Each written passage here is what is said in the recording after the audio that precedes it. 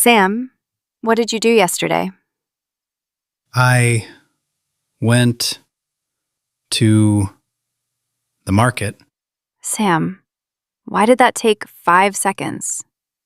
because I was thinking of the word first, then translating it to English, then saying it. Exactly. And that, right there, is the problem we're fixing today. Translating in my head? Translating in your head. It's the number one thing stopping you from speaking English naturally and confidently.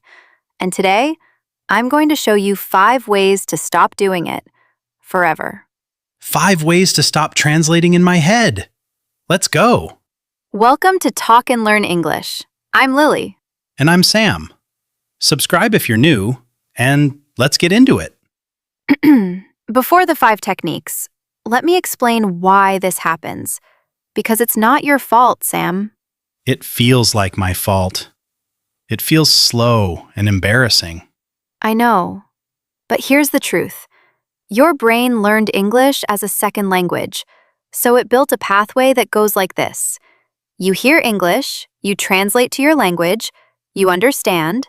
Then when you want to speak, you think in your language first, translate to English, then say it. That's exactly what happens. Word by word. And that pathway works, but it's slow, like taking the long road every time. What we want to do is build a shortcut, a direct connection between the thought and the English word. A shortcut. Skip the translation step completely. Exactly. And the good news? Your brain can build that shortcut, but only through practice. Not grammar study, not vocabulary lists. Practice. So the 5 techniques are practice techniques. Real practice. Things you can do today, alone, in 15 minutes. Sound familiar? From last episode. Everything connects. Okay, technique 1. Technique 1, think in single words first. Single words? Most people try to think in full sentences in English from the beginning. That's too hard. Start smaller. Look around you right now and think the name of everything you see. In English, not sentences, just words. Like desk, chair, coffee, window, lamp, door. Perfect. You just thought in English for 10 seconds without translating anything. Because I know those words. I didn't need to translate them.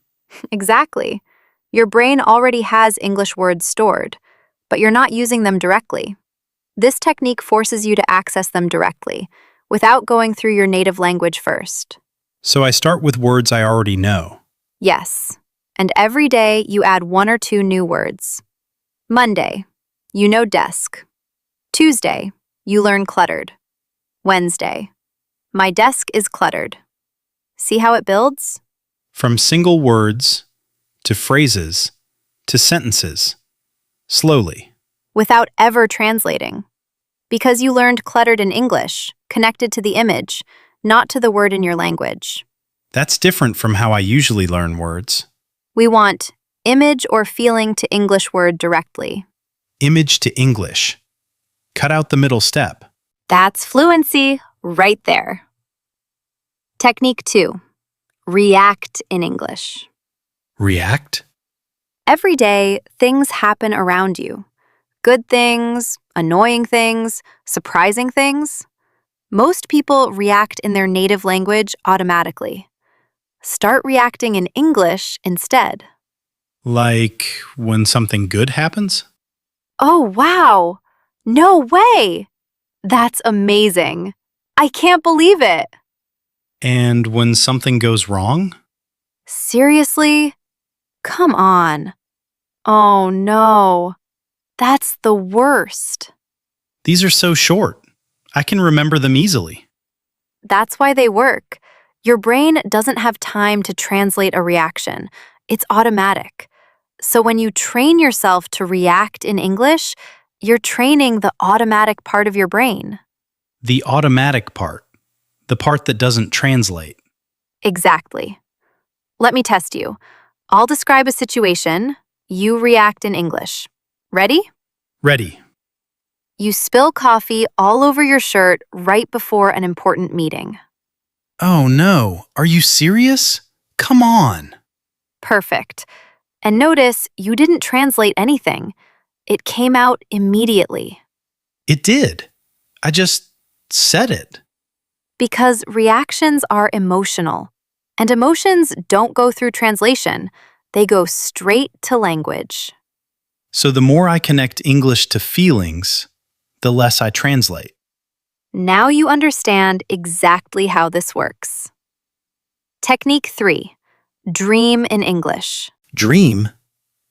I can't control my dreams. Not your sleeping dreams. I mean daydreams. The conversations you have in your head during the day. On the bus, in the shower, waiting for coffee. I have a lot of those. Everyone does. And almost everyone has them in their native language. Starting today, have them in English. So instead of imagining a conversation with my friend, I imagine it in English? Exactly. Imagine ordering coffee in English.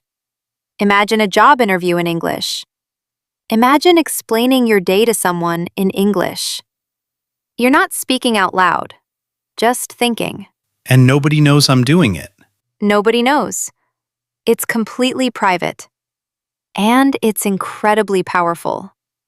Because you're practicing speaking without the pressure of actually speaking. So my brain gets used to forming English sentences without the fear of being judged. And over time, those imaginary conversations become faster and more natural. Until one day, you're having a real conversation and you realize, I'm not translating. I'm just talking. That's the goal. Just talking. Just talking. No translation layer, no 5-second pause like at the beginning of this episode. I'll never live that down. Use it as motivation. Technique 4. Label your world. Label? When you were a child learning your native language, everything had a label. Your mom pointed at a cup and said, cup. You didn't translate, you just connected the object to the sound. So I need to do the same thing in English. Exactly. Put English labels on things in your life. Sticky notes on your fridge. Fridge. On your mirror. Mirror. On your desk. Desk. That sounds a little childish. It sounds like how every human being on Earth learned their first language. Children aren't embarrassed by labels. And it works for the same reason. You're creating direct connections. Object, directly to English word. No native language in between. And you can go further. Don't just label objects, label feelings. When you feel tired, think, I'm exhausted. When you feel happy, think, I'm in a great mood. When you're frustrated, think, I'm so done with this. So my feelings also start connecting directly to English words? And once your feelings connect to English, you're thinking in English. Because thinking is just feelings and images with words attached.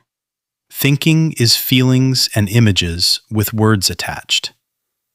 I never thought about it that way. Most people don't. But that's exactly what language is. Technique 5. The English-only zone. That sounds intense. It's simpler than it sounds. Pick one activity in your day, just one, and do it completely in English. Every thought, every reaction, every word you say out loud. Like, what activity? Cooking is a great one. While you cook, everything is in English. I need to chop the onions. The water is boiling. I think it needs more salt. This smells amazing. Just talking to myself in English while I cook. And if you can't think of the word, don't switch to your language. Describe it in English instead. The thing I use to cut vegetables. Until you remember or learn the word knife. Stay in English no matter what, even if it's imperfect. Imperfect English is a million times better than perfect silence. Your brain learns from imperfect attempts, not from waiting until you know every word. Imperfect English is better than perfect silence. That needs to be on a poster somewhere. Write it down. Put it on your wall. It's the most important thing I've said today. I think it might be the most important thing I've heard in months. Before we practice, I want to show you the 3 most common translation traps. Moments where almost every learner gets stuck translating. Oh, I definitely have these. Trap 1. Translating idioms word by word. Like what? If someone says break a leg and you translate it word by word, you get very confused. Break a leg? Why would I break my leg? Exactly. Idioms don't translate. They need to be learned as complete images. Break a leg means good luck. Don't translate it. Just see it as one unit of meaning. 1 unit, not word by word. Trap 2. False friends. Words that look similar in your language but mean something completely different in English. Like sensible. People say sensible when they mean sensitive. Exactly. Sensible in English means practical or reasonable. Sensitive means easily affected emotionally. 2 completely different things. So if I translate automatically, I might use the wrong word. And nobody will correct you because they'll figure out what you meant. But you'll never sound fully natural. And trap 3? Trap 3. Translating grammar structures. When you translate your native grammar into English, the sentence sounds wrong, even if every word is correct. Like, I yesterday went to the market instead of I went to the market yesterday. Perfect example. The words are right. The order is wrong because you translated your grammar instead of thinking in English grammar. So thinking in English means thinking in English word order too. Thinking in English means thinking like English. The rhythm, the order, the logic. And the only way to get there is to practice thinking that way, not translating from another way. That's actually the deepest thing you've said all episode. Save it for the comments. Okay, Sam, let's practice all 5 techniques together. I'm going to ask you questions. Answer without pausing to translate. Just go. Ready? Ready. What did you have for breakfast this morning? Coffee. Just coffee. I wasn't hungry. Good. No pause. How are you feeling right now? Honestly, a little nervous, but also excited. This is working. React. I just told you your favorite restaurant is permanently closed. No way. Are you serious? That's devastating. I love that place. Describe the room you're in right now. Small desk, messy papers. The light is coming from the left. It's quiet. A little too quiet, actually. I like it. Last one. What's something you're looking forward to? I'm looking forward to having a full conversation in English without stopping once, without translating once. That's what I want. Sam, you just did that. That whole answer. No pauses, no translation. I did, didn't I? Every technique. Working together. This is what progress sounds like. Let's recap the 5 techniques. 1. Think in single words first. Start with words you know, build up slowly, image to English directly. 2. React in English. Train your automatic brain. No way. Come on. That's amazing. 3. Dream in English. Have your daydreams and imaginary conversations in English. 4. Label your world. Connect objects and feelings directly to English words. 5. The English-only zone. Pick one daily activity and do it completely in English, no matter what. And remember, Imperfect English is better than perfect silence. always. That's all for today's episode of Talk and Learn English. If this helped you, like this video and subscribe to the channel. Share it with someone who always says, I think in my language first. Because now they have 5 ways to change that. Tell us in the comments, which technique are you trying first? We read everything. See you in the next episode. Bye everyone, and next time you have a thought, try thinking it in English first.